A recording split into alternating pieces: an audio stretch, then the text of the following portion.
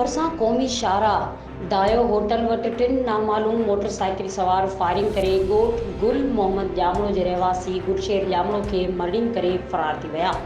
Firing में ज़ख़्मी थियल गुलशेर ॼामणो खे ॻणती जोगी हालत में इस्पताल मुंतक़िल कयो वियो, जिथे हू ज़ख़्मनि जा सूरन सां वेह फौत थी वियो। इतला ते पुलिस पहुची वाक़े जा तफ़सील वरिता। फायरिंग में मारिजी वियल जो लाश इस्पताल मां ज़रूरी कार्रवाई बाद वारसनि हवाले कयो वियो।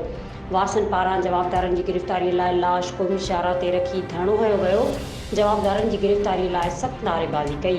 हुन मौक़े ते फायरिंग में मारिजी वियल गुलशेर ॼामणो जे वारसनि जो चवणु हो त असांजे हमराह खे शाहणी बिरादरी जे माण्हुनि गोलियूं हणी क़तल कयो आहे।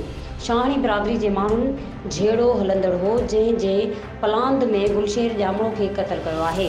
हुननि चयो त जेसिताईं जवाबदारनि खे गिरफ़्तार करे कटहरे में न आंदो वेंदो, असांजो एहतजाज जारी रहंदो, जॾहिं त आख़िरी इतलाउनि ताईं वाक़े जो केस दाख़िल न थी सघियो आहे, जॾहिं फायरिंग सबबि इलाइक़े में ख़ौफ़ पखिड़िजी वियो आहे। मज़ीद खबरों और तफसीलात के लिए विजिट करें हमारी वेबसाइट www.awamiNewsHD.com।